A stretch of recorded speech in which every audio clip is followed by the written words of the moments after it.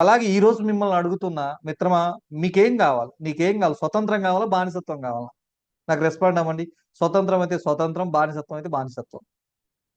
So ప్రతి ఒక్కరు కోరుకుంటారు ఏంటి, స్వతంత్రం కావాలని కోరుకుంటారు. ఎవరు కూడా బానిసత్వంగా ఒక బానిసలాగా జీవించాలని కోరుకుంటారా?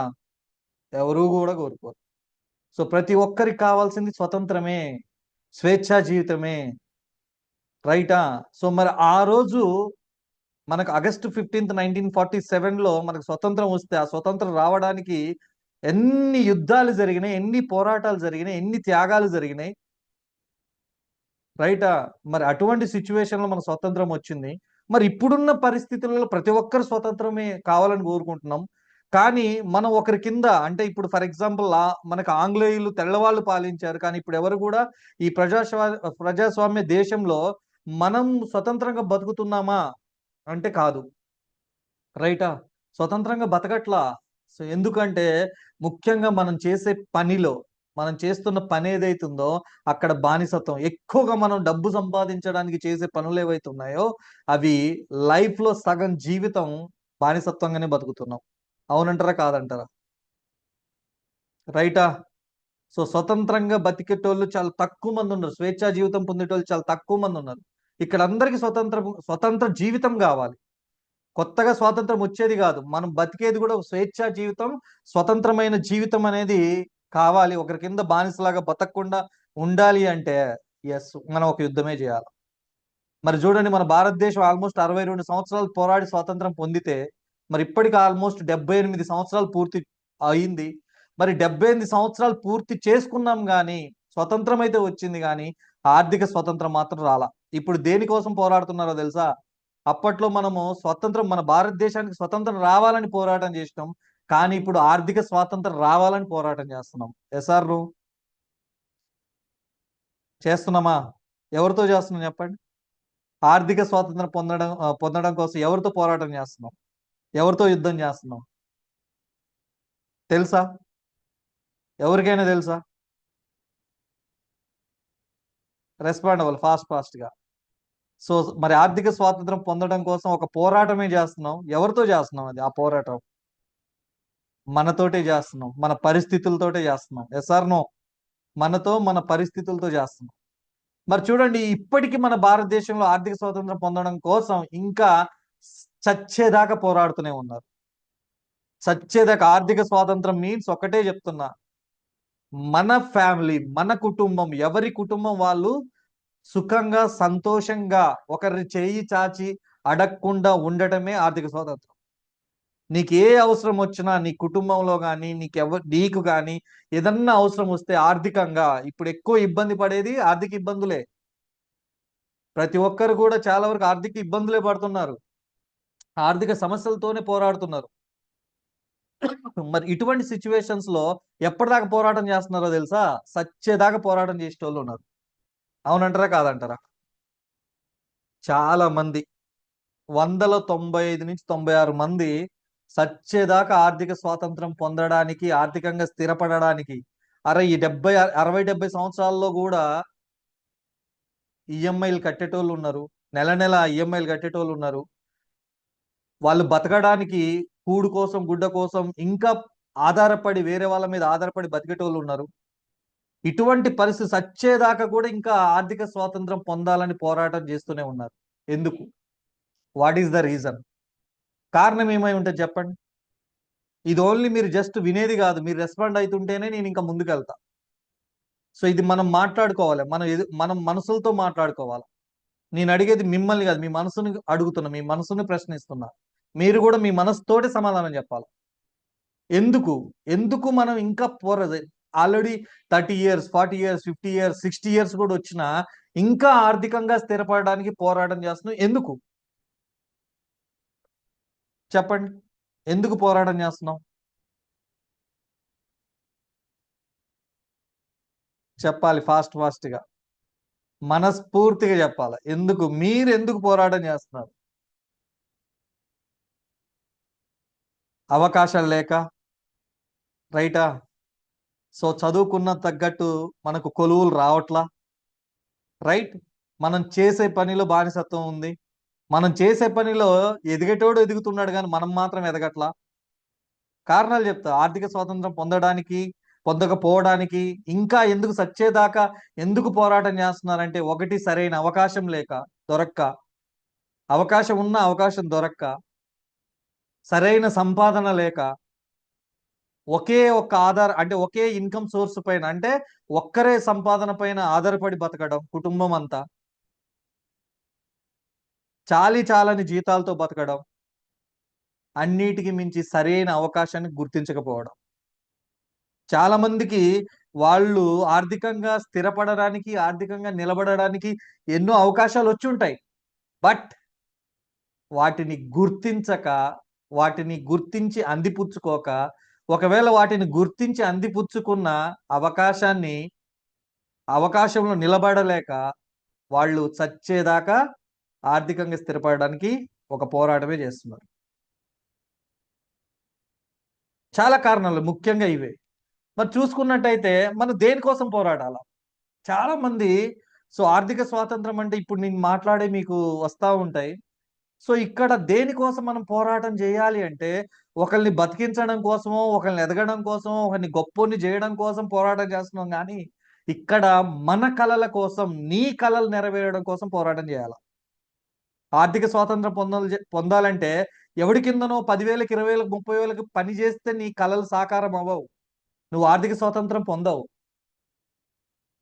నీ కలల కోసం, అప్పట్లో స్వతంత్రం పొందటం కళ, గొప్ప గొప్ప యోధుల యొక్క కళ. భారతదేశం స్వతంత్రం పొందాలి, ఇది మా కళ అని చెప్పేసి పోరాటం చేసిన వాళ్ళు ఉండాలి. వాళ్ళ ఫ్యామిలీ కోసం పోరాటం చేయాల, భారతదేశం కోసం చేశారు ఎంతో మంది. కానీ ఇక్కడ మనం వేరే వాళ్ళ కోసం పోరాటం చేయాల్సిన అవసరంలా. నీకంటూ ఒక కళలు ఉన్నాయి, నీ కుటుంబానికంటూ ఒక కళలు ఉన్నాయి. ఆ కళలు నెరవేర్చడం కోసం పోరాటం చేయి. ఆ కళలు నెరవేర్చడం కోసం చేసే పోరాటంలోనే నీకు ఆర్థిక స్వేచ్ఛ దొరుకుతుంది. Yes or no? రైట్? మరి ఇక్కడ పోరాటం చేయడానికి సిద్ధంగా ఉన్నారా? నీ కళలను నెరవేర్చుకోవడం కోసం ఆర్థిక స్వాతంత్రం పొందాలి అంటే మీరు చేయవలసింది ఏంటి అంటే, ఫస్ట్ నీకంటూ ఒక కళలు ఉన్నాయి. ఆ కళలు ఉన్నాయి, ప్రతి ఒక్కరికి ఉంటాయి. ఆ కళల కోసం, ఆ కళలు నెరవేరడం కోసం పోరాటం రాసుకోండి ప్రతి ఒక్కరు కూడా. అండ్ నీ కుటుంబం సంతోషం కోసం పోరాటం చేయాలి. ఇప్పుడు ఆర్థిక స్వాతంత్రం పొందాలంటే ఇవే. ఆర్థిక స్వాతంత్రం అంటే ఏంటి? నీ కళల కోసం పోరాటం చేయడం, నీ కుటుంబ సంతోషం కోసం పోరాటం చేయడం. నీ ప్రయత్నం చేయమని చెప్పట్లే, ప్రయత్నం చేస్తే ఇప్పుడు అవ్వచ్చు, అవ్వకపోవచ్చు. కానీ ఇక్కడ పోరాటం చేయాలి. ఇప్పుడున్న ప్రస్తుత పరిస్థితుల్లో ఏది కూడా ఏదో చేద్దాంలే అనుకుంటే అవ్వదు. ఏదో అవ్వాలి అని ఆరాటం చేస్తే అవ్వదు. ఒక రకమైన పోరాటం చేస్తేనే అవుతుంది. అది నీ కలలైనా, నీ కుటుంబం సంతోషమైన. అర్థమవుతుందా? నీ కుటుంబం సంతోషంగా ఉంటే నువ్వు సంతోషంగా ఉంటావా, ఉండవా? చెప్పండి. మీరు మీ కుటుంబాన్ని, అంటే మీరని నేను ఎందుకన్నా, మీరంటే గుంపులో గోవిందా అవుతుంది, నలుగురు నారాయణ అవుతుంది. నీవు నీవు అని సంబోధిస్తున్నందుకు అరే ఈయనకేంటి రెస్పెక్ట్ తెలియదా అనుకోవద్దు. నీవు అంటున్నంటే మిమ్మల్ని సూటిగా ఒక్కరిని ప్రశ్నిస్తున్నా. మీరు అంటే నన్ను కాదుగా అనుకునేటోళ్ళు కూడా ఉంటారు. అందుకోసమనే దీంట్లో ఎవరు కూడా ఇది తప్పుగా తీసుకోవద్దు. నీవు అని ఎందుకంటున్నానంటే సూటిగా నిన్నే ప్రశ్నిస్తున్నా, మిమ్మల్ని ఇండివిజువల్ గా. రైటా? మరి నీ కుటుంబ సంతోషం కోసం పోరాడు. ఇన్ని రోజులు ఏం చేస్తున్నావు? కుటుంబాన్ని ఏమంటారు, అంటే ఆర్థికంగా ముందుకెళ్ళడానికి ఏదో నెట్టుకొస్తున్నావు. వచ్చే 10,000తో, 20,000తో, 30,000తో ఏదో నెట్టుకొస్తున్నావు. కుటుంబ భారం మొత్తం మీద వేసుకొని ఆ కుటుంబాన్ని పోషించడం కోసం పోరాడుతున్నావు. నేనేమంటున్నా, కుటుంబం పోషించడం కోసం కాదు, ఆ కుటుంబం సంతోషంగా ఉండడం కోసం పోరాడు. రైటా? ఎంతమంది కోరుకుంటున్నారు చెప్పండి? ఎస్ సార్, నా కుటుంబం సంతోషం కోసం నేను పోరాడతా. ఎందుకంటే నా కుటుంబం సంతోషంగా, నా భార్య, నా పిల్లలు సంతోషంగా ఉంటే నేను సంతోషంగా ఉంటా. రైట్? Yes sir no? మరి ఇప్పుడు చెప్పండి, డిసైడ్ అవ్వండి. మరి కుటుంబ సంతోషం కోసం పోరాడుతున్నారా? ఒక్కసారి ఆలోచించండి. అలాగే నీ రేపటి తరాల భవిష్యత్తు కోసం పోరాడు. నీ రేపటి తరం అంటూ ఒకటి ఉంది. నీ కూతురా, నీ కొడుక, లేకపోతే వాళ్ళ పిల్లల నీ నెక్స్ట్ జనరేషన్స్ ఉన్నాయి. రేపటి తరం ఉంది. ఎలా ఉండాలంటే నీ చరిత్ర తరాలు చెప్పుకునే విధంగా ఉండాలి చరిత్ర. గొప్పగా చెప్పుకునేది ఉండాలి. చెడు పని చేసినా మంచి పని చేసినా ఎట్లా చెప్పినా మన గురించి చరిత్ర మాట్లాడుకుంటది. కానీ ఒక పోరాటం చేసి ఒక ఆర్థిక స్వాతంత్రం పొంది ఆర్థిక స్వేచ్ఛ పొంది రేపటి తరాలకి ఆర్థిక భద్రత ఇచ్చి ఆర్థిక స్వాతంత్రం ఇస్తే ఆ రేపటి తరాలు ఏం మాట్లాడుకుంటాయి నీ గురించి? సో ఏదో ఈ రోజు బతకడం కోసమో ఈ నెల గడవడం కోసమో లేకపోతే ఈ జన్మ ఓకే పుట్టామా పెరిగామా, సో పెళ్లిళ్ళు చేసామా, పిల్లలు చదివించామా, పెళ్లిళ్ళు చేసామా, అత్తగారింటికి పంపించామా, లేకపోతే ఉన్న కొడుకుని ఏదో రకంగా సెటిల్ చేసామా, గతం సచ్చామా అన్నట్టు ఉండాలనా? లేకపోతే రేపటి తరాలు కూడా నీ పేరు గుర్తుపెట్టుకునేటట్టు ఉండాలనా? ఇప్పుడు చూడండి మన సొసైటీలో లేదా మన భారతదేశంలో గొప్ప గొప్ప వాళ్ళ గురించి మాట్లాడుకుంటున్నాం.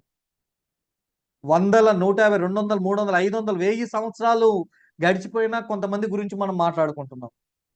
ఎందుకు?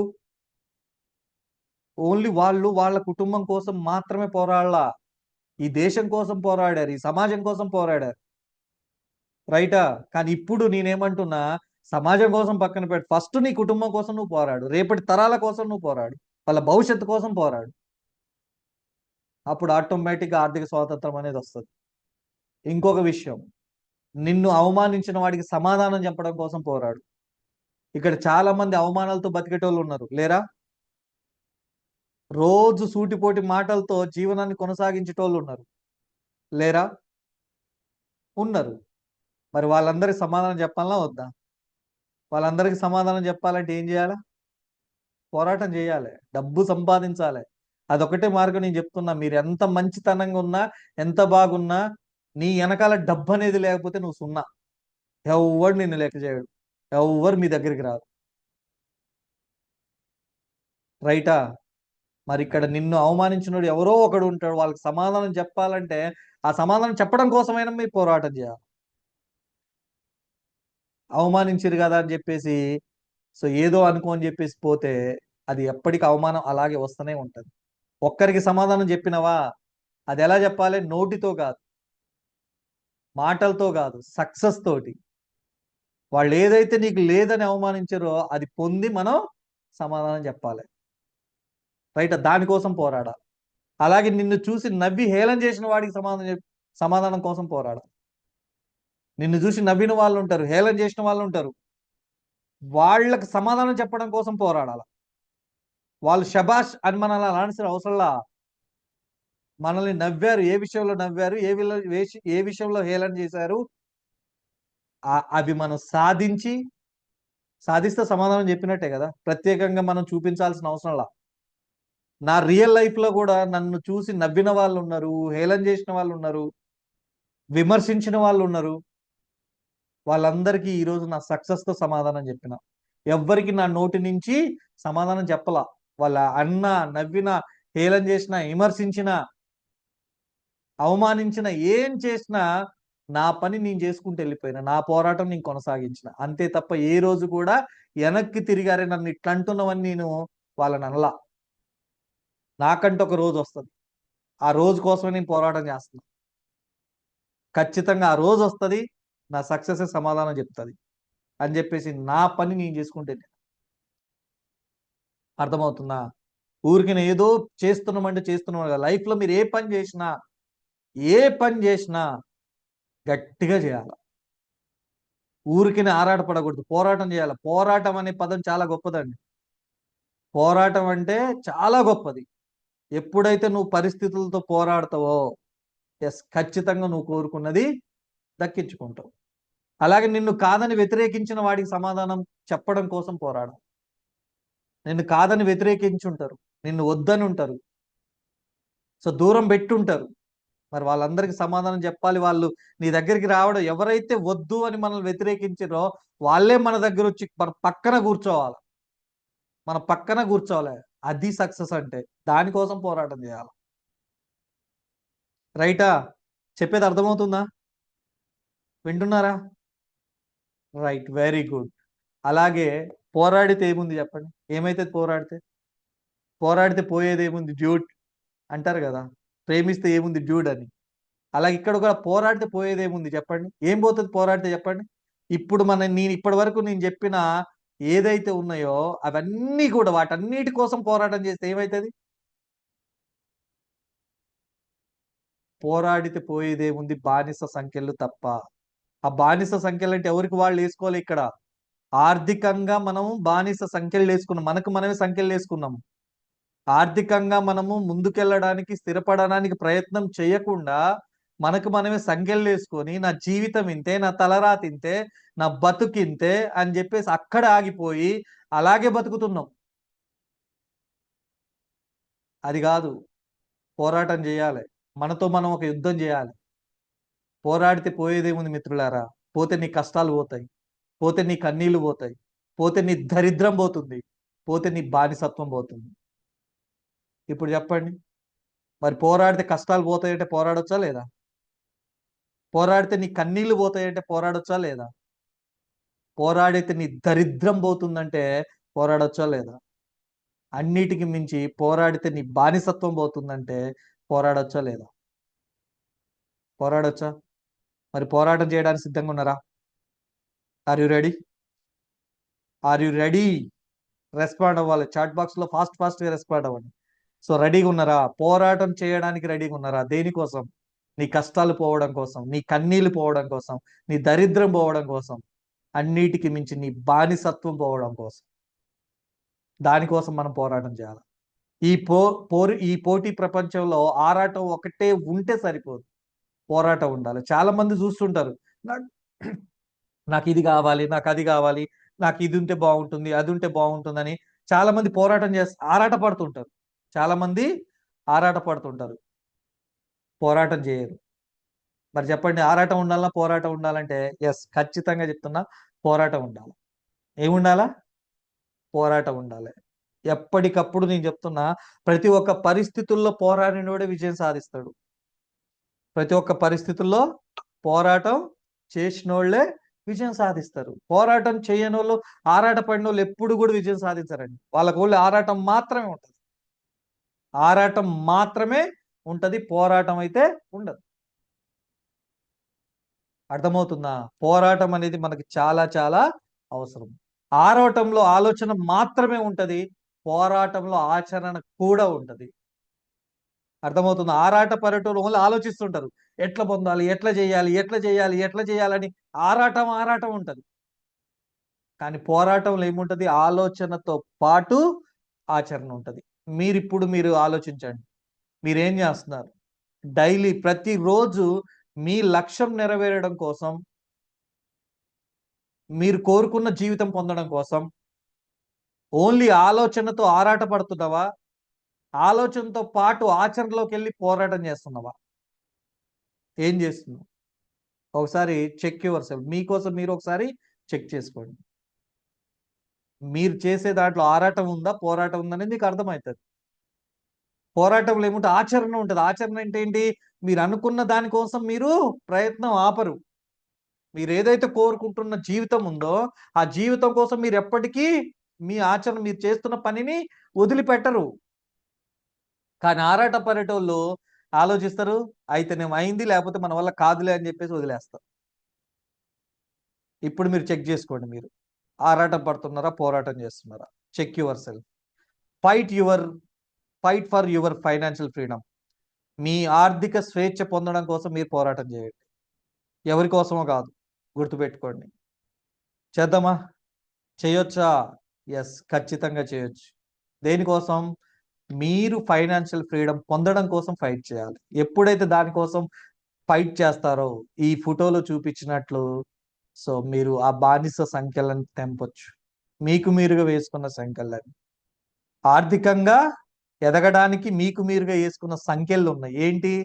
నా వల్ల కాదు, నాతోటి అవ్వదు, ఇది రిస్క్ ఉంటది, నాకు టైం లేదు, నాకు అది లేదు, నాకు ఇది లేదు అని చెప్పేసి మీకు ఏదైతే వచ్చో ఆ పనినే చేసుకుంటూ వెళ్ళిపోతున్నారు తప్ప, అరే ఎప్పుడు చేసే పని చేస్తే జీవితం కూడా ఎప్పట్లాగానే ఉంటుంది.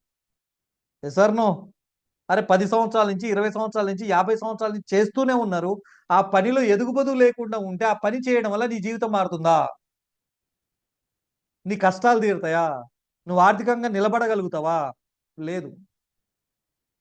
సో మరి అవి ఎవరు వేస్తే కాదు, మీకు మీరుగా వేసుకున్న సంఖ్యలను తెంచినప్పుడే మీరు కోరుకున్న సంతోషం అనేది మీ దరికి చేరుతుంది. లేకపోతే ఎప్పటికీ ఆ సంఖ్యలు తెంచుకోనంత వరకు మీ ఆలోచనలు, ఫస్ట్ మీ ఆలోచనలో ఉన్నాయి సంఖ్యలు. మీ చేతులకు కాదు, మీ చేతులకు ఉన్నాయి మీకు అర్థమైపోతాయి. కానీ నీ ఆలోచనలో ఉన్నది, నా వల్ల కాదు, నాతోటి అవ్వదు, ఇది రిస్క్ ఉంది, అది ఉంది, ఇది ఉంది, ఇంతకుముందు ఎవరైనా చేసిరా, చేయలేదా, ఇంతమంది చేసి ఫెయిల్ అయినారు, అంతమంది చేసి ఫెయిల్ అయినారు. అరే 1000 మంది చేసి ఫెయిల్ అయి ఉండొచ్చు, నువ్వు సక్సెస్ గా. ఎవరో ఒకరు నీకంటే ముందు సక్సెస్ అయిన వాళ్ళు ఉండుంటారు ఆ పనిలో. కొత్తగా చేసే పనిలో ఎవరో ఒకరు సక్సెస్ అయి నిలబడి ఉండుంటారు. వాళ్ళని చూడాలి గాని ఆగిపోయిన 1000 మందిని కాదు. గెలిచి నిలిచిన ఆ 1000 ఒక్క పర్సన్ ఎవరైతే ఉన్నారో ఆ ఒక్క వ్యక్తిని చూడండి. రెండో వ్యక్తి మీరెందుకు అవ్వకూడదు? ఓడిపోయిన 1000 మందిని చూస్తావా, గెలిచిన ఒక్కరిని చూస్తావా అంటే, ఎస్, నేను ఆ గెలిచిన ఒక్కరినే చూస్తా. మీరెవరిని చూస్తారు? చాలా మంది ఎవరు చూస్తారో, అబ్బో 1000 మంది ఓడిపోయారబ్బా, ఒక్కడి గెలిచినంటే ఆ ఒక్కడికి అదృష్టం ఉందబ్బా. అదృష్టం కాదు. అర్థమవుతుందా? సో చేసే పని మనము మనస్ఫూర్తిగా బలంగా అనుకున్నది సాధించేదాకా చేసుకుంటూ పోతే ఆ 1001 తర్వాత 1002లో ఆ రెండో వ్యక్తి మీరే అవ్వచ్చు. అది గుర్తుపెట్టుకోండి. అర్థమవుతుందా? ఇప్పుడు చెప్పండి, ఎవరు చెప్పాలి ఈ బానిస సంఖ్యలు, ఎవరు తెంచుకోవాలి చెప్పండి? ఆర్థిక స్వేచ్ఛ పొందడానికి ఏదైతే ఉందో దాన్ని మీరు తెంచుకోవాలంటే ఎవరు తెంచాల? మీ అమ్మ, మీ నాయన, మీ భర్త, మీ భార్య, మీ పిల్లలు అంటే లేదు. ఎవరికి వాళ్ళు మీరే. ఎవరికి వాళ్ళు మీరే. మీరే తెంచుకోవాలా. మరి ఆర్థిక స్వేచ్ఛ పొందాలనే నిరంతర పోరాటం మిమ్మల్ని గెలిపిస్తుంది. మీకు ఉండాలి, మీ మైండ్లో ఉండాలి. అరే మా నాయన కిరాయి ఇంట్లో బతికిండు, మా తాత కిరాయి ఇంట్లో బతికిండు, లేకపోతే మా నాయనకి ఏమీ లేదు, మా తాతకి ఏమీ లేదు, నాకు ఏమీ లేకపోతే ఎట్లా? మా తాత ఏం సంపాదించలా, మా నాయన ఏం సంపాదించలా. మా తాత చెప్పుకున్నాడు, పేదోళ్ళం రాబాయ్, పేదోళ్ళం, మనకి ఇట్లాంటి కుదరదు అని చెప్పేసి. మా నాయన అట్లనే చెప్పిండు, మనం పేదోళ్ళంరా, ఇట్లాంటి కుదరదు అని. నేను అట్లనే చెప్పాలా నా కొడుకు కూడా, మనం పేదోళ్ళం రాబాయ్, కుదరదు అని. లేదు, మీ తాత చెప్పిండు, మీ ముత్తాత చెప్పిండు, మీ నాయన చెప్పిండు, కానీ మీరు చెప్పిన మీ కొడుకు చెప్పదు. అర్థమవుతుందా? సో రేపటి జనరేషన్ చెప్పాలా.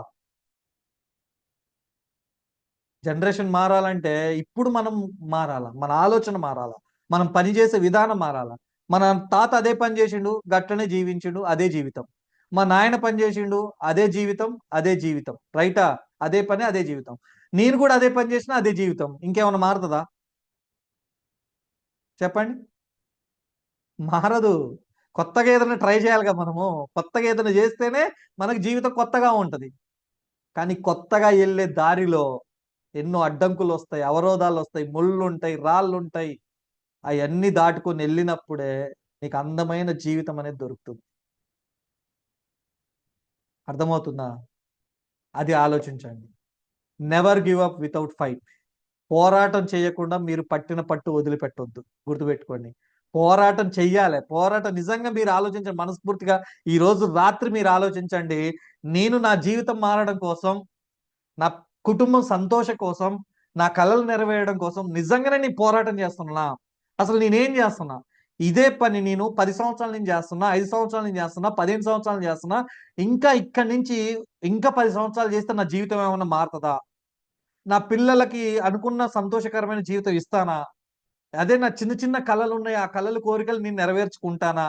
ఇదే పనిలో నేను 5, 10 సంవత్సరాలు చేస్తే నా జీవితం ఏమన్నా మారుతుందా, మారదా? ప్రాక్టికల్ గా ఆలోచించండి. అరే అదే పని 10 సంవత్సరాల నుంచి చేస్తున్నారు, 15 సంవత్సరాల నుంచి చేస్తున్న మారనప్పుడు ఇంకో 10 సంవత్సరాలు ఇస్తే మారిద్దా చెప్పండి?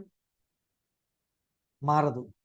సో కాబట్టి మనం ఆర్థిక స్వేచ్ఛ పొందాలి, ఫైనాన్షియల్ ఫ్రీడమ్ పొందాలంటే సరైన పని కూడా ఉండాలి, సరైన రైట్ ఆపర్చునిటీ కూడా ఉండాలి.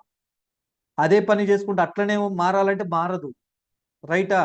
Never give up without fight. మళ్ళీ మళ్ళీ చెప్తున్నా, పోరాటం చేయకుండా మీరు పట్టిన పట్టు వదిలిపెట్టవద్దు.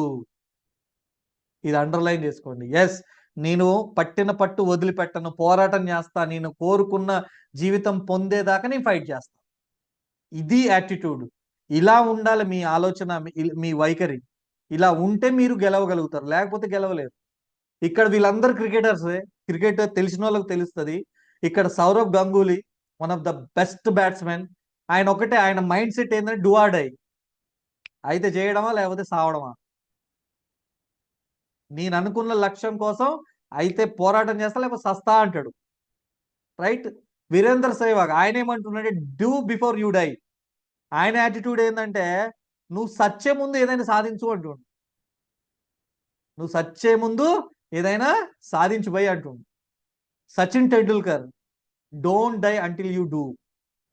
ఆయన ఏమంటుండో తెలుసా, సచ్చేలోపు కాదు, ఇవన్నీ కాదు, నువ్వు అనుకున్నది సాధించేదాకా నువ్వు చావొద్దు. అర్థమవుతుందా? నువ్వు అనుకున్నది సాధించేదాకా నువ్వు చచ్చిపోవద్దు, సాధించిన తర్వాతనే చావు అని చెప్తున్నాడు. ఇంకొక వ్యక్తి ఉన్న రాహుల్ ద్రవిడ్. ఆయన ఏమంటుండే, ప్లే అంటిల్ బౌలర్స్ డై. అంటే ఇక్కడ ఆయన ఉద్దేశం ఏంటి, ఆయన చాలా డిపెండబుల్ బ్యాట్స్మెన్. అవసరమైతే 2 రోజులు 3 రోజులు కూడా ఆడగలుగుతాడు, అంత కెపాసిటీ ఉండింది. ఆయన మైండ్ సెట్ ఏంటి అంటే బౌలర్స్ డై అంటే అవతల వ్యక్తి బౌలర్ అలసిపోయేదాకా సచ్చేదాకా ఆట ఆడాలంట. అంటే సింపుల్ గా చెప్తున్నా, నీ ప్రతికూల పరిస్థితుల్లో అనుకూలంగా వచ్చేదాకా నువ్వు ఆట ఆడాలి. అర్థమవుతుందా? నువ్వు కోరుకున్న జీవితం పొందడానికి నువ్వు చేసే ప్రయత్నంలో నీకు ఎన్ని అడ్డంకులు వచ్చినా, ఎన్ని అవరోధాలు వచ్చినా, ఎన్ని సమస్యలు వచ్చినా, ఎన్ని సవాళ్ళు వచ్చినా నీ ఆట నువ్వు ఆడుతూనే ఉండాలి. ఆటను మాత్రం వదిలిపెట్టదు. ఒక్కొక్కరిది ఒక్కొక్కరు మైండ్ సెట్. రైట్. సో ఇక్కడ మీరు ఫైనాన్షియల్ ఫ్రీడమ్ పొందడానికి మీరేం డిసైడ్ అవుతున్నారు, ఏం డిసైడ్ అవుతున్నారు ఆలోచించండి ఒక్కసారి. మీ ఆలోచన విధానాన్ని బట్టి మీ లైఫ్ అనేది ఉంటుంది, మీ జీవితం అనేది ఉంటుంది. మరి మళ్ళీ ఒకసారి అడుగుతున్నా, మిత్రమా నీకేం కావాలి, స్వతంత్రమా బానిసత్వమా? ఏం కావాలి చెప్పండి. బానిసత్వం కావాలా, స్వతంత్రం కావాలంటే ఎస్ సార్ నాకు స్వతంత్రమే కావాలంట, స్వేచ్ఛ జీవితమే కావాలంటారు. మరి ఈ స్వేచ్ఛ జీవితం పొందాలంటే కొన్ని మాటలు మీకు చెప్తా, నోట్ చేసుకుని మైండ్ లో పెట్టుకోండి ఇవి. మరి స్వతంత్రం పొందడానికి ఎన్నో పోరాటాలు జరిగినాయి, ఎన్నో త్యాగాలు జరిగినాయి. Yes or no? అవునా? స్వతంత్రం పొందడానికి పోరాటాలు ఎలా జరిగాయో, త్యాగాలు ఎలా చేశారో, అలాగే ఆర్థిక స్వాతంత్రం పొందాలంటే మీరైనా నేనైనా పోరాటం చేయాలి, త్యాగాలు చేయాలి. అర్థమవుతుందా? స్వతంత్రం ఊరికనే రాలా, ఎన్నో పోరాటాలు ఎన్నో త్యాగాలు చేస్తే వచ్చింది. మరి ఇప్పుడు కూడా నీకైనా నాకైనా ఆర్థిక స్వాతంత్రం పొందాలి అంటే మనం కూడా పోరాటం చేయాలి, త్యాగాలు చేయాలి. ఏం పోరాటం చేయాలా? మనకున్న ప్రతికూల పరిస్థితులు ఏవైతున్నాయో, అడ్డంకులు ఏవైతున్నాయో, అవరోధాలు ఏవైతున్నాయో వాటన్నిటితో మనం పోరాటం చేయాలి, ఎదుర్కోవాలి. మరి త్యాగాలు ఏం చేయాలంటే చిన్న చిన్న ఇష్టాలను మనం వదిలిపెట్టుకోవాలి, చిన్న చిన్న కోరికలు మనం త్యాగం చేసుకోవాలి. అర్థమవుతుందా? ఎప్పుడైతే మనం అంటారు కదా, సక్సెస్ నీడ్స్ సాక్రిఫైస్ అంటారు. విజయం పొందాలంటే త్యాగం కోరుకుంటుందంట, విజయం త్యాగాన్ని కోరుకుంటుంది. నువ్వు త్యాగం చెయ్యాలి అంతేందుకు, దేవుడే అంటాడు ఒక్కోసారి, కొన్ని సినిమాలలో చూస్తుంటాం, నీది కావాలంటే ఇది వదులుకో అంటాడు కొన్ని కొన్ని సందర్భాల్లో. రైటా? కొన్ని కావాలి అంటే కొన్ని వదులుకోవాలి, కొన్ని కావాలంటే కొన్ని చేర్చుకోవాలి, కొన్ని కావాలంటే కొన్ని ఓర్చుకోవాలి. అర్థమవుతుందా? మరి ఆర్థిక స్వాతంత్రం పొందాలంటే మనం పోరాటం చేయాలి. అలాగే స్వాతంత్రం కోసం తెల్లోడితో పోరాటం చేస్తే ఇక్కడ ఆర్థిక స్వాతంత్రం పొందడం కోసం నీతో నువ్వే, నీతో నీ పరిస్థితులతోటే పోరాటం చేయాలి. అర్థమవుతుందా? ఎవరితోటో కాదు, మీతోటే. నీలో ఉన్న నువ్వు ఇంకొకటి ఉంటే వాడితో పోరాటం చేయి. ఎందుకంటే వాడు ఒకసారి చేయమంటాడు, ఒకసారి వద్దు అంటాడు. అర్థమవుతుంది? నీలో ఉన్నాడు ఒకడే, కొట్టాలరా, కొడితే గట్టిగా కొట్టాలా, మన జీవితం మారాలంటాడు. ఇంకొకటి ఏమంటాడు, అదే టైంలో ఏమంటాడు తెలుసా, వాడు లోపల ఉన్నోడే, ఊకో ఇన్నిసార్లు కొట్టినవు తీ, ఏమన్నా అయిందా, ఓ మస్తు చేసినావు, ఏమన్నా జీవితం మారిందా ఇప్పుడు పెద్దగా చేయడానికి, నీ వల్ల కాదు తీ, పడుకో అంటాడు ఇక అంతే. అర్థమవుతుందా? సో ఇక్కడ గుర్తుపెట్టుకో, నీలో ఒకడు ఉంటాడు, వానితో పోరాటం చెయ్యి, వాడిని సాటిస్ఫై చేయాలి ఫస్ట్. అర్థమవుతుందా? అండ్ స్వతంత్రం కోసం జీవితాలను త్యాగం చేస్తే ఇక్కడ ఆర్థిక స్వాతంత్రం పొందడం కోసం నీకు నచ్చినవి త్యాగం చేయాల్సి ఉంటుంది. నచ్చినవి కొన్ని కొన్ని ఉంటాయి కదా. సో సండే వచ్చిందంటే మంచిగా ధూమ్ధామ్గా ఫ్రెండ్స్ తోటి సినిమాలకనో, షికార్లకనో, లేకపోతే దావతులను, అదనో ఇదనో, సినిమాలను అదనో ఇదనో ఏదేదో ఉంటది. రైటా? అలాగే చిన్న చిన్న కోరికలు ఉండుండొచ్చు, వాటన్నిటిని చంపుకోవాలా. ఎందుకంటే ఆర్థిక స్వాతంత్రం అంత ఈజీగా రాదు, స్వతంత్రం అంత ఈజీగా రాలా. అలాగే ఆర్థిక స్వాతంత్రం పొందడం కూడా అంత ఈజీగా రాదు. నీకు నచ్చినవి కొన్ని కొన్ని వదులుకోవాల్సి వస్తుంది. నీకు నచ్చనివి కొన్ని చేయాల్సి వస్తుంది. నీకు నచ్చినవి కొన్ని వదులుకోవాలి, నీకు నచ్చనివి కొన్ని చేర్చుకోవాలి, చేయాల్సి వస్తుంది ఖచ్చితంగా. కొన్ని కష్టమైనవి ఉంటాయి, కొన్ని నచ్చనివి ఉంటాయి. అయినా నచ్చిన జీవితం పొందడం కోసం నచ్చని పనులు కూడా చేయవలసి ఉంటుంది సమ్ టైమ్స్, కొన్నిసార్లు. రైటా? మరి అటువంటి లైఫ్ స్టైల్ అనేది మీకు దొరుకుతుంది. మరి ఇక్కడ స్వతంత్రం కోసం కొన్ని కోట్ల మంది పోరాటం చేస్తే ఆర్థిక స్వాతంత్రం కోసం నీవే పోరాటం చేయాలి. అక్కడ స్వతంత్రం సాధించుకొని ఎన్నో కోట్ల మంది పోరాటం చేసేది. ఇప్పుడు చెప్పండి, నీ కుటుంబం సంతోషంగా ఉండడం కోసం, నీ కళలు నెరవేర్చుకోవడం కోసం, నువ్వు కోరుకున్న రేపటి తరాలకు మంచి భవిష్యత్తు ఇవ్వాలి అంటే ఎవరు పోరాటం చేయాలి? ఇప్పుడున్న పరిస్థితుల్లో ఎవరికి వాళ్ళు పోరాటం చేయడమే సరిపోతుంది. పక్కోని ఉద్ధరించే స్థితిలో మనం లేం. ఉన్నామా? పక్కోనికి హెల్ప్ చేసి సహాయం చేసే పరిస్థితుల్లో ఉన్నారా? కొంతమంది ఉండుండొచ్చు. కానీ ఇప్పుడు చాలా మంది మనమే సహాయం కోరే స్థితిలో ఉన్నాం. మరి ఇటువంటి స్థితిలోంచి మారి నీ స్థితి, నీ గతి మారాలి అంటే నీవే పోరాటం చేయాలి దాంట్లోంచి బయటపడాలి. అలాగే స్వతంత్రం భారత భావితరాలకు స్వేచ్ఛనిస్తే ఆర్థిక స్వతంత్రం నీ భావితరాలకు స్వేచ్ఛనిస్తుంది. మరి అప్పుడు స్వతంత్రం ఎవరికి ఇచ్చింది? భారత భావితరాలు అంటే ఎవరు? మనమే. మనం స్వేచ్ఛగా జీవించడం కోసం మనకు భారతదేశానికి స్వతంత్రం వచ్చింది. మరి ఇప్పుడు ఆర్థిక స్వతంత్రం ఎవరి కోసం తెలుసా? మీ భావితరాలకి స్వేచ్ఛనివ్వడం కోసం. నీ కొడుకు, వాడి కొడుకు, వాడి కొడుకు, అట్లా అట్లా రేపటి తరాలకి స్వేచ్ఛనివ్వడం కోసం. అరే మీరే కిటకిటలాడుకుంటూ బతుకుతుంటే రేపు నీ కొడుకు ఎట్లా బతకాలి, నీ కూతురు ఎట్లా బతకాలి? ఆర్థికంగా నువ్వే ఇన్ని సమస్యలతోటి ఇబ్బంది పడతా ఉంటే రేపు నీ పిల్లలు ఎంత ఇబ్బంది పడతారు? మీ తాతల కాలం నాటి కుటుంబం ఖర్చు ఎంత? మీ ముత్తాత కాలం నాటి కుటుంబ ఖర్చు ఎంత? మరి 1940లో చూసుకుంటే 10 రూపాయలు ఉంటే సరిపోయేదంట 10 మంది సంతానానికి. అర్థమవుతుందా? 10 మంది సంతానం ఉంటే 10 రూపాయలు సరిపోయేదట. అక్కడి నుంచి 1960కి వచ్చేసరికి 100 రూపాయలు సరిపోయింది. 1980కి వచ్చేసరికి 1000 రూపాయలు సరిపోయింది. 2000కి వచ్చేసరికి 10,000. మరి ఇప్పుడు 2020కి వచ్చేసరికి చూసుకుంటే లక్షల్లో కావాలి, లక్షల్లో కావాలి. ఉండే కొద్ది ఏమవుతుందంటే జనరేషన్కి తరతరానికి చూసుకున్నట్టయితే ఎక్స్పాండిచర్ పెరుగుతుంది, ఖర్చులు పెరిగిపోతా ఉన్నాయి. సంపాదన లేదు, సరైన సంపాదన లేదు, సమస్యలు ఎక్కువ ఉన్నాయి, దానికి తోడు ఆర్థిక ఇబ్బందులు ఎక్కువ ఉన్నాయి. మరి ఇటువంటి పరిస్థితులలో మనం ఆర్థిక స్వాతంత్రం కాదు కదా, కొంచెం ఫ్యామిలీతో సంతోషంగా గడిపే క్షణాలు కూడా లేవు. దానికోసం పోరాటం చేయి. నీ భావితరాల స్వేచ్ఛ కోసం నువ్వు పోరాటం చేయాలి. ఆర్థిక స్వాతంత్రం అనేది మీ భావితరాలకి స్వేచ్ఛనిస్తుంది. ఇది గుర్తుపెట్టుకోండి. నేను చెప్పేది ఒకటే ఒకటి. ఈ ప్రజెంటేషన్ నాకు చాలా చాలా మనస్ఫూర్తిగా నేను ఇస్తున్న ఈ మాటలు అనేవి ఏదో పైన చెప్పేది కాదు, నా మనసు లోతుల్లోంచి వచ్చేది, నా ప్రాక్టికల్ ఎక్స్పీరియన్స్ నుంచి, నా జీవితంలోంచి కొన్ని కొన్ని అనుభవాల నుంచి తయారు చేసిన మాటలు ఇవి, ఈ పీపీటీ అనేది. కాబట్టి ఇక్కడ ఈ సందర్భంగా నేను చెప్పేది ఒకటే. అప్పట్లో మనకు చూసుకున్నట్టు చాలా మంది రియల్ హీరోస్ ఉన్నారు. స్వతంత్ర సమరయోధులలో చాలా మంది ఉన్నారు రియల్ హీరోస్ అండ్ హీరోయిన్స్. మరి ఇక్కడ నీ కుటుంబానికి, నీ యొక్క వంశానికి యు ఆర్ ద హీరో. రైటా? మరి మీరే హీరో అవ్వాలి. మరి మీరు హీరో అవ్వాలంటే పోరాటం చెయ్యాలా వద్దా?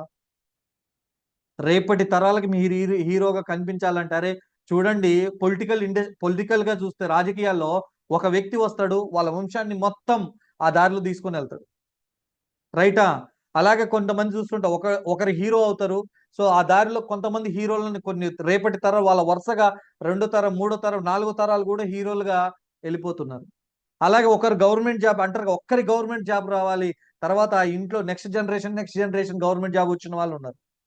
అంటే నేనేమంటున్నంటే మన నెక్స్ట్ జనరేషన్ రేపటి తరానికి ఒక మంచి మార్పు రావాలి అంటే ఆ మార్పు ఎవరితో మొదలవ్వాలంటే మీతో నాతో మొదలవ్వాలి. మీతో నాతో మొదలవ్వాలి. రేపటి తరానికి ఒక పునాది వేయాలి. రేపటి తరానికి ఒక బంగారు భవిష్యత్తుకి నాంది పలకాలి అంటే అది నీతోనైతది, నాతోనైతది. మనం అనుకుంటే అవుతుంది. గుర్తుపెట్టుకోండి, ఉన్నది ఒకటే జిందగీ అని చెప్పేసి ఒక పాట ఉంటుంది. ఎస్, ఇప్పుడు ఉంది, ఉన్నది ఒకటే జీవితం. ఆ జీవితంలో కింగ్ లా బతుకుతావా, చచ్చేటప్పుడు ఒక కింగ్ లాగా ఉంటావా, లేకపోతే డాష్ లాగా ఉంటావా? ఒక్కసారి ఆలోచించండి. అవకాశం అనేది మళ్ళీ మళ్ళీ రాదు. ఈ అవకాశాలను అందిపుచ్చుకోండి. సో మంచి మంచి అవకాశాలు ఉన్నాయి మన చుట్టూ. ఇటువంటి అవకాశాలు అందిపుచ్చుకున్నట్టయితే మీరు మనసు పెట్టండి, మీకు దొరుకుతుంది. మీరు ఆర్థికంగా స్థిరపడడానికి, ఆర్థికంగా ఎదగడానికి మీకంటూ ఒక అవకాశం దొరుకుతుంది. అవకాశం కోసం మీరు ప్రయత్నం చేస్తే దొరుకుతుంది. నీకు కొన్ని కొన్ని అవకాశాలు ఎదురొస్తాయి, నీ దగ్గరకు వస్తాయి, మీరు గుర్తించరు.